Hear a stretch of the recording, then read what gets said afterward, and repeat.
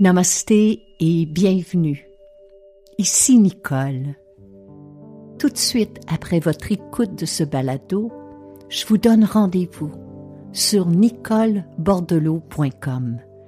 Vous y découvrirez des méditations, des webinaires, des vidéos, des pistes de réflexion, des outils, mes livres, mais aussi mon agenda concernant les événements et les retraites à venir afin que nous puissions poursuivre cette aventure ensemble. Merci et bonne écoute.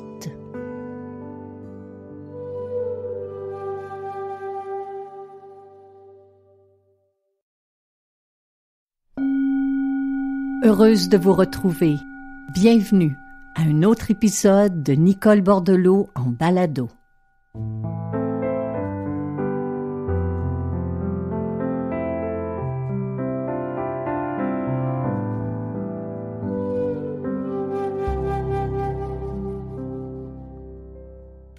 Oh, que nous sommes contentes de vous retrouver. Comment allez-vous, mes chers amis? Merci d'être au rendez-vous pour cette nouvelle saison. La dernière fois que nous étions à enregistrer un épisode, c'était à la mi-mai. Et tout à l'heure, lorsque les différents appareils se sont allumés, lorsque j'ai vu Hélène positionner son piano pour composer tout à l'heure la pièce qui va accompagner ce balado, j'en ai eu vraiment des frissons de joie. Ça m'a rappelé quand j'avais cette excitation de retrouver mes amis à la rentrée. Donc on vous remercie d'être de retour, merci de votre soutien.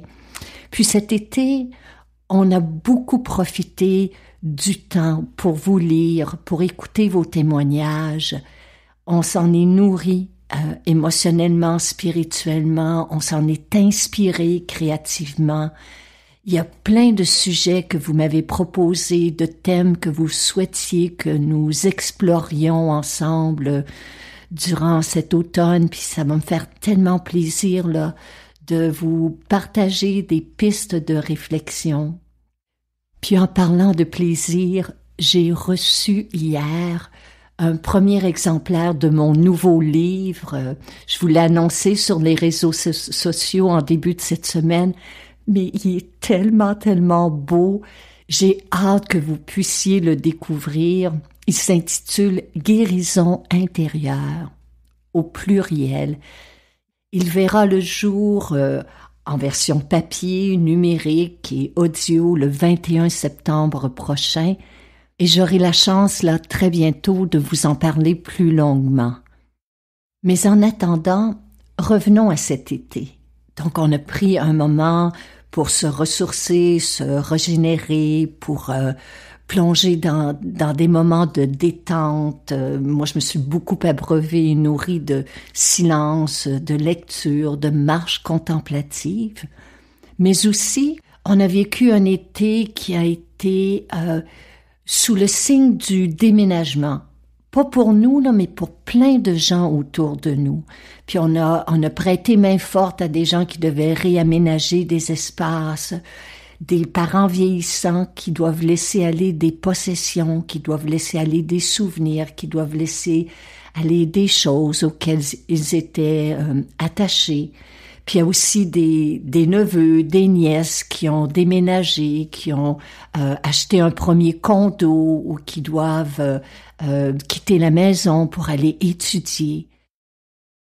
Puis la phrase qui a résonné là, tout au long de notre été, autant pour moi que pour nos proches, c'est « Mon Dieu, qu'on accumule des choses !» Mon Dieu, que nos espaces deviennent encombrés et qu'on ne le réalise même pas et petit à petit, on découvre là qu'on manque d'espace, on a trop de possessions, on a tellement accumulé que lorsque vient le temps de réaménager, lorsque vient le temps d'orchestrer la rentrée, lorsque vient le temps d'occuper un nouvel espace, eh bien, on se trouve complètement débordé. Et dans ce débordement, dans cet encombrement, on ne le réalise pas, mais ça nous coûte cher en temps, ça nous coûte cher en énergie. Puis je me suis rappelé de cette phrase cet été de l'un de mes professeurs qui disait « Vous devez aimer suffisamment votre vie pour ne pas l'étouffer d'un trop-plein de choses, d'un trop-plein d'inutilité, d'un trop-plein d'engagement, d'un trop-plein d'activités, d'un trop-plein de ceci, d'un trop-plein de cela. » Comment se désengager pour retrouver une légèreté, une liberté d'être? C'est notre sujet de cette semaine.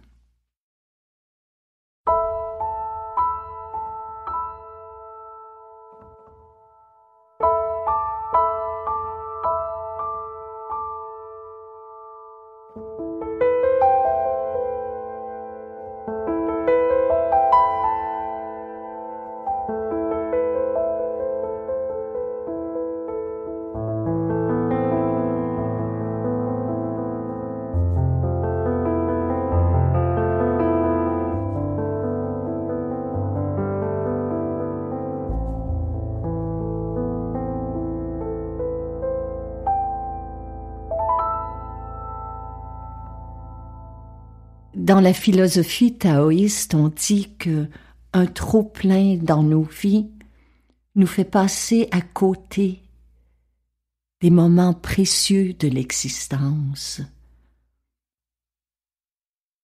Peut-être qu'on doit réapprendre que peu c'est mieux, parce que lorsqu'on s'arrête pour y penser, lorsqu'on se met à calculer non seulement l'argent, mais les efforts et l'énergie, et le temps que ça nous coûte d'accumuler ces choses, d'en prendre soin, de les ranger, de les nettoyer, de les réparer, se débarrasser du superflu dans nos vies revient à créer de l'espace dans nos esprits.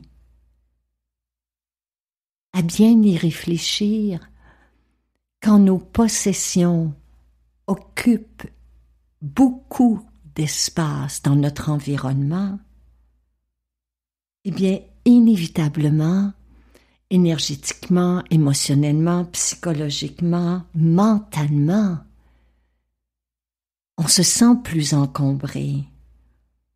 L'encombrement, ce n'est pas nécessairement une pièce en désordre, c'est un trop-plein. Un trop-plein d'activités, un trop-plein de possessions, un trop-plein d'objets, un trop-plein de livres, un trop-plein de vêtements, un trop-plein d'amis entre guillemets que l'on suit sur les réseaux sociaux, un trop-plein d'abonnements. On doit apprendre à vivre avec moins et vivre avec peu, vivre avec moins. Vivre simplement ou plus simplement ne veut pas dire de rejeter le confort matériel, mais d'exister dans nos espaces, de circuler dans nos espaces avec plus de légèreté, plus de liberté. En se délestant des choses inutiles, des objets qui ne nous servent plus, des objets que l'on a en double, des choses qui sont brisées, écaillées, vieillies, usées. On s'accorde du temps, on s'accorde de l'espace. Et en supprimant tous les détails encombrants de notre vie, on redécouvre où on découvre ce que les taoïstes appellent le silence visuel. Du côté du zen japonais, on parle d'une manière de vivre qui est tout en fluidité et en légèreté. C'est une façon de se déplacer dans l'espace de façon naturelle, sans souci, libre de tout poids, de toute entrave. C'est ne posséder que ce qui nous sert, que ce qui nous ressemble. En fait, c'est l'art d'être riche, entre guillemets, de ce que l'on possède. C'est accorder du respect à ce que l'on a, à ce que l'on fait, et c'est être contenté de ce qui est. Je ne sais pas si vous avez déjà remarqué que l'été, lorsqu'on va en vacances, ou lorsqu'on part en camping, que l'on va au chalet, ou lorsqu'on séjourne à l'hôtel, on a peu de bagages avec nous. On a fait le tri, on a fait le choix des choses, des produits, des bagages qui vont occuper notre espace. Et on se surprend à les apprécier et à les utiliser davantage. Les choses qui nous entourent prennent toute leur valeur. Elles nous semblent encore plus précieuses parce qu'elles sont moindres. Et parce qu'on s'est débarrassé du superflu, parce qu'on a ramené nos possessions à l'essentiel, eh bien notre vie devient plus riche de sens, de plaisir. On passe plus de temps à faire les choses que l'on aime, plus de temps avec les siens. Et c'est là qu'on réalise que petit à petit, de créer de l'espace autour de soi, de se désencombrer matériellement, c'est se désencombrer mentalement.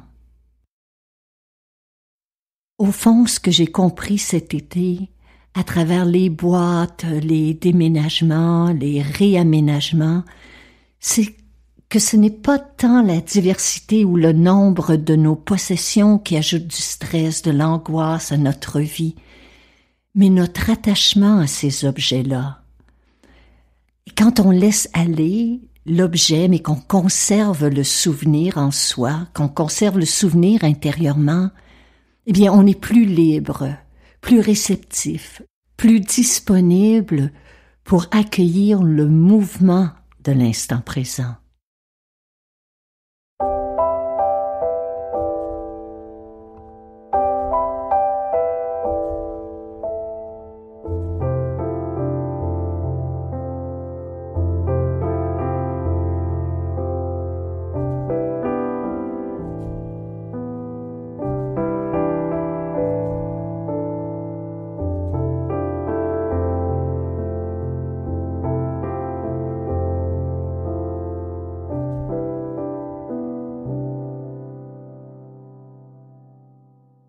Dans son très beau livre « L'art de l'essentiel », Dominique Leroux écrit ceci.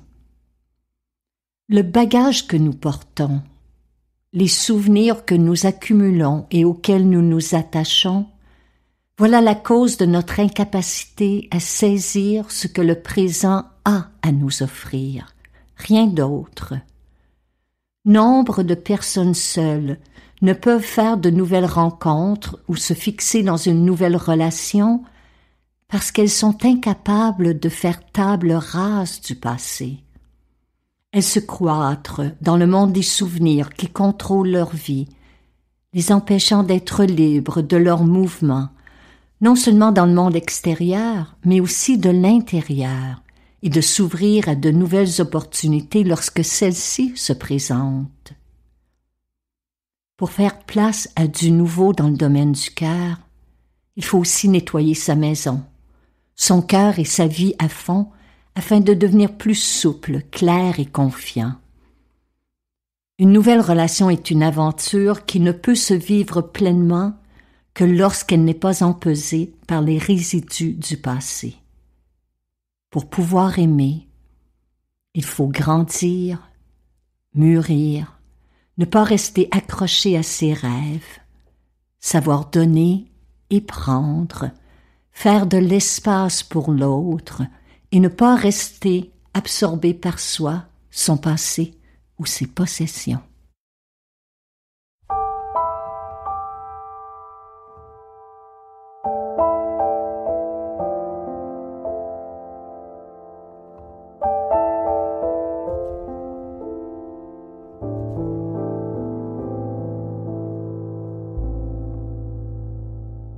Hier, nous recevions des nouvelles d'un proche qui vient justement de aménager dans un plus petit espace. Et bien que ce fût parfois un sentiment de perte et de deuil, de laisser aller certains de ses souvenirs, il a aussi compris que le trop-plein était responsable d'un sentiment de fatigue, d'un sentiment de lourdeur dans sa vie. Puis il nous disait avoir retrouvé une nouvelle énergie, une nouvelle liberté. Avec peu, il se sent plus libre et plus léger, comme à l'époque de ses premières années. J'ai trouvé ça tellement beau, tellement inspirant. Je pense qu'il faut se questionner. Pourquoi est-ce que j'ai si peur du vide, de l'espace, de la liberté? Pourquoi est-ce que j'ai si peur de laisser aller? Pourquoi est-ce que je me suis accrochée à tant d'objets, à tant de possessions? Pourquoi est-ce que mes placards, mes tiroirs, mes armoires débordent? Pourquoi est-ce que je suis constamment à vouloir acquérir une nouvelle chose? Pourquoi est-ce que j'en ai jamais assez? C'est sûr que c'est confrontant. C'est sûr que c'est un outil de révélation à soi-même. Mais je pense que c'est essentiel. Puis je pense aussi qu'on peut s'inspirer de la nature. Parce que présentement, elle se prépare tout naturellement à laisser aller. Il y a l'été qui petit à petit va nous quitter sur le bout des pieds pour céder place à une nouvelle saison. C'est comme ça que le mouvement de la vie se renouvelle continuellement. Qu'est-ce que vous et moi, nous pourrions laisser aller pour retrouver un sentiment d'espace, un sentiment de légèreté, un sentiment de liberté?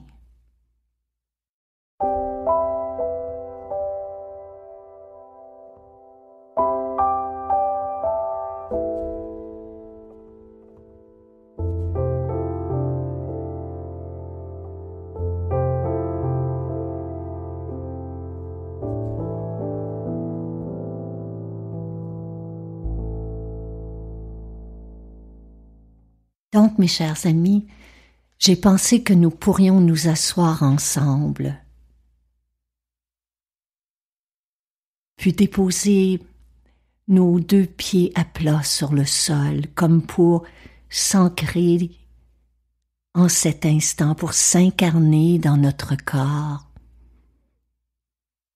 Puis poser une main sur le ventre et l'autre sur le cœur.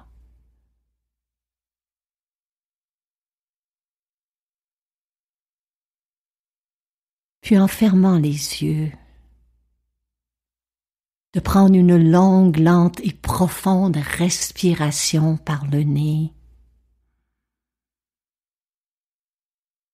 Et dans l'expiration, de laisser partir ce qui n'a plus raison d'être dans notre vie. Dans l'inspiration, de dire oui à ce qui demande à venir, à ce qui demande à naître en nous.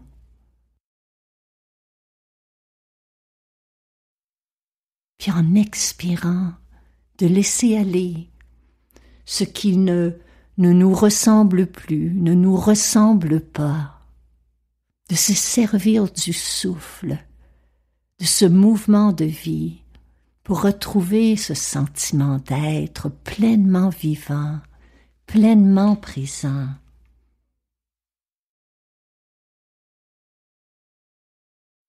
Je pense que la vie est un beau et grand voyage. et qu'on doit apprendre à cheminer plus légèrement, avec moins de bagages. Alors j'aimerais vous offrir en terminant un texte tiré de mon livre « Revenir au monde ». Il s'intitule « Un état intérieur ». Le bonheur ne se trouve pas dans l'agir, un trop-plein d'activité le fait fuir. Le véritable bonheur n'est pas fait d'excès, les excès ne rendent pas heureux très longtemps. Le vrai bonheur n'est pas une question d'apparence ni d'âge, car la jeunesse et la beauté ne durent pas. Le bonheur n'est pas non plus une question de richesse. À preuve, un vrai bonheur peut naître d'un rien. Le bonheur ne se trouve pas à coup de devenir ceci ou cela. Le bonheur, c'est un état intérieur. Prêtez une attention bienveillante à ce qui est et vous le découvrirez là, entre deux souffles, entre deux pensées, entre deux gestes, entre deux pas.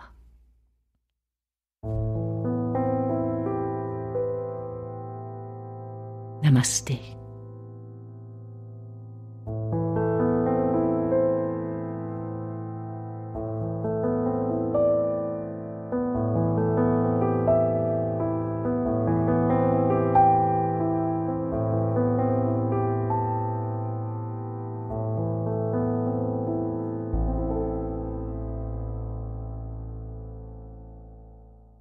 L'émission Nicole Bordelot en balado est enregistrée en direct de notre petit studio.